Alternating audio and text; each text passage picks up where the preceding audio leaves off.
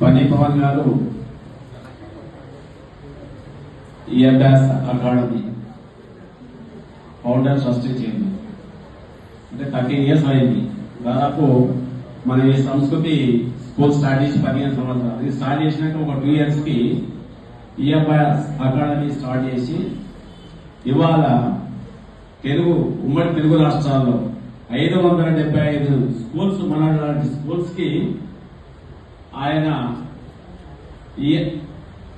IIT olympiad implement చేస్తున్నట్టే ఆయన వెనుక ఎంత సక్సెస్ స్టోరీ ఉందో మీరు అర్థం చేసుకోవాలి. సక్సెస్ చేరుకునే దారిలో ఎన్నో కష్టాలు, నష్టాలు, అదేవిధంగా ఇబ్బందులు, ఆటంకాలు జరిగింది. మరి అలాంటి ఆటంకాలు, ఇబ్బందులను ఎన్నిటిని ఆయన ఓడ్చుకొని ఇవాళ రాష్ట్ర వ్యాప్తంగా 575 స్కూల్స్ కి కొన్ని వేల మంది విద్యార్థులకు మీలాంటి వాళ్లకు ఐఐటి ఒలింపియాడ్ ఇంప్లిమెంట్ చేస్తున్నారంటే అది మామూలు విషయం కాదు. నిజంగా ఆయన ఈ సందర్భంగా మనం అందరం అభినందించాల్సిన అవసరం ఉంది.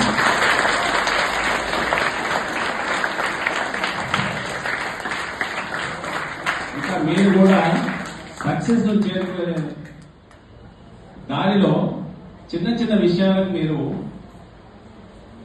ఇబ్బందులు పడుతుండ్రు, భయపడుతుండ్రు, తర్వాత అలుగుతుండ్రు.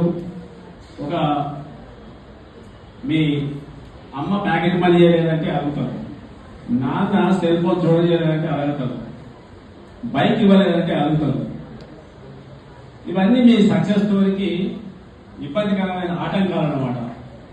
అదేవిధంగా స్కూల్కి వచ్చేటప్పుడు స్కూల్కి వచ్చే ముందు రాత్రి ఆలోచిస్తారు, అయ్యో మ్యాథ్స్ హోంవర్క్ చేయలేదు, తర్వాత హిందీ టీచర్ లెసన్ ప్రిపేర్ కాలేదు, మరి మ్యాథ్స్ టీచరు నిలబెడతాడేమో, తిడతాడేమో, హిందీ టీచరు తిడతాడేమో అనే భయంతో ఏదో పుట్టి సాకులు, అమ్మ నాకు కడుపు వస్తుంది, నాన్న నాకు కాళ్ళు వస్తున్నాయి, ఈరోజు నేను స్కూల్కి వెళ్ళాలి, నాకు జ్వరం వచ్చిందని ఆ చిన్న విషయానికి మీరు భయపడి స్కూల్ మానేస్తుంది. కష్టం కష్టం కష్టం. ఎవరికి లేదు కష్టం చెప్పండి? అందరికీ ఉంటే కష్టాలు. ఇవాళ చిన్న పాప, పుట్టిన పసిపాప అమ్మ అమ్మ అని ఏడుస్తుంటుంది. తన పాల కోసం, అమ్మ నాకు పాలు తాగిపోయాని మాటలు లేవు, ఏడుస్తుంటుంది. అమ్మ తీసుకొని పాలు తాగిపిస్తుంది. ఆ పాలు తాగేటప్పుడు ఆ చక్కెట్లు అనుకుంటుంది, అమ్మ శాశ్వతంగా నేను ఇలాగే పాలు తాగకుండా నీ నులివెచ్చని ఒడిలో నేను చేతి తీరాలి ఎప్పుడు అనుకుంటుంది. కానీ అమ్మ ఏం చేస్తుంది? ఆమెకు చాలా పనులు ఉంటాయి, చాలా కష్టాలు ఉంటాయి. ఆడ పడేస్తుంది, కొద్దిసేపు పాలించి పాప ఆడ పడేస్తుంది.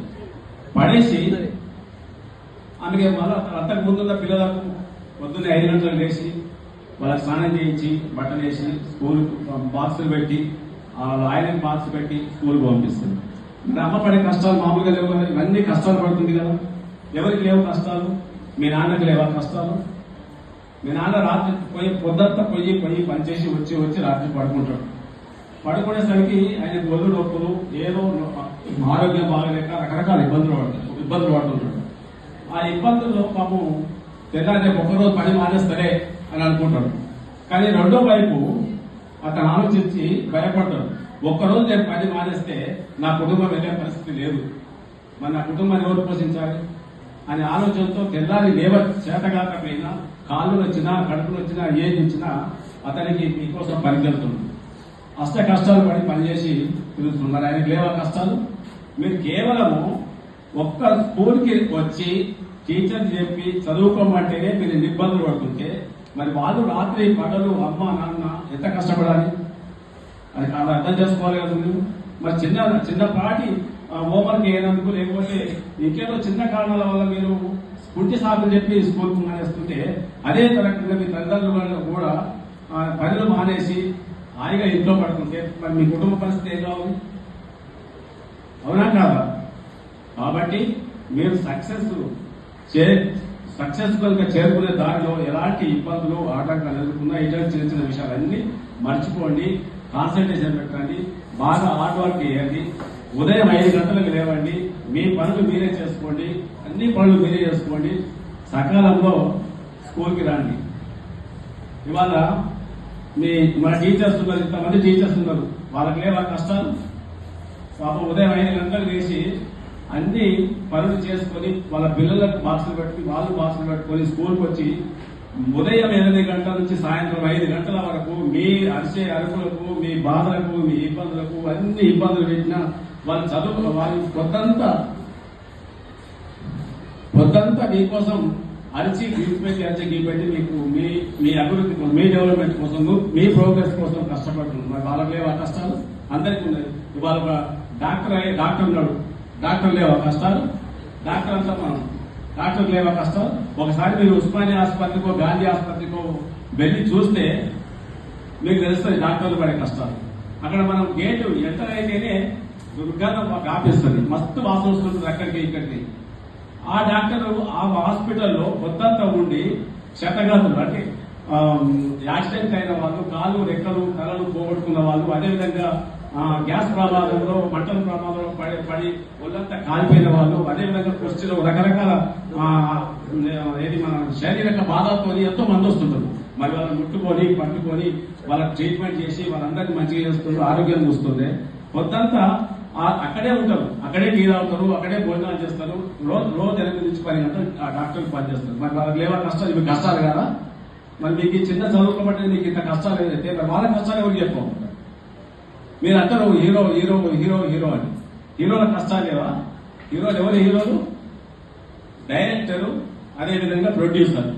డైరెక్టరు, ప్రొడ్యూసరు, హీరోను హీరోయిన్లు కూర్చోమంటే కూర్చోవాలి, నిలబడి నవ్వమంటే నవ్వాలి, ఏడవమంటే ఏడవాలి, అంతే కదా? వాళ్ళు ఓన్లీ అక్కడే కాదు, వాళ్ళు ఎక్కడైతే షూటింగ్ తీసుకపోతే ఎక్కడో అడవులకు ఉన్నా, చెరువులకు ఉన్నా, చెరుకులకు ఉన్నా, ఎక్కడిక్కడ కూడా తీసుకెళ్తారు. ఎండలో వారిలో తడుస్తారు, వాళ్ళు కూడా రకరకాల ఇబ్బందులు పడతారు. కొన్ని సందర్భాల్లో కొన్ని ఏది మన మూమెంట్ చేసేటప్పుడు పడి చనిపోయిన హీరోలు కూడా ఉన్నారు. మరి వాళ్ళు కష్టాలు పడుతుంటే ఊరికేనే వస్తున్నాయి యాక్షన్.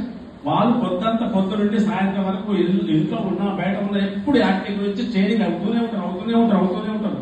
ఒక టేక్ 4-5 టేక్లు చేస్తే కానీ వాళ్ళు తింటారు. ప్రొడ్యూసర్ వీడియో ఎన్నిసార్లు ఒక టేక్ వస్తలేదా తింటారు హీరోలు. వాళ్ళు కూడా కష్టాలు పడతారు, అందరూ కష్టాలు పడవాలి. కాబట్టి మీరు చిన్న వాడికి కష్టాలకు వేసో, లేకపోతే టీచర్ తిడతారనో, లేకపోతే సార్ కొడతారనో, లేకపోతే ఇంటికాడ అమ్మా నాన్న చేస్తారనో, ఇలాంటి ఇబ్బందులు పడకుండా సక్రమంగా రెగ్యులర్ గా 10th క్లాస్ స్టూడెంట్స్ రోజు 5, 6, 7, 8 మంది మీరు ఆబ్సెంట్ ఉంటే ఎవరికి పాఠాలు చెప్తారు? మీరు ఎట్లా పాస్ అవుతారు? ఇంతమంది ఐఎస్ స్టూడెంట్స్ ఇంతమంది స్కూల్ పిల్లలు డుమ్మాలు కొట్టి వేరే కారణం చెప్పి డుమ్మాలు కొడుతుంటే మరి మీకే తెలియాలి ఇంత విషయం. కాబట్టి మీరందరూ ఉదయమే లేవండి, రెగ్యులర్ గా స్కూల్కి రండి, మంచి మార్కులతో పాస్ కాండి. సార్ మంచి అమూల్యమైన మంచి ఏదంటే ఆధిపత్యాలు లాంటి మాటలు ఎన్నో చెప్పారు. అవన్నీ మీరు నోట్లో కొందరు రాసుకున్నారు, కొందరు రాసుకోలేదు. అవన్నీ మీ మైండ్ లో కాన్సన్ట్రేషన్ లో ఉంచుకోండి. అన్ని అతను చెప్పినవన్నీ ఫాలో కండి. మంచి మార్కులతో మంచి రిజల్ట్ ఇవ్వడానికి ఆస్కారం ఉంటుంది. కాబట్టి ఇప్పుడు మన అన్నగారికి చిన్న సత్కారం.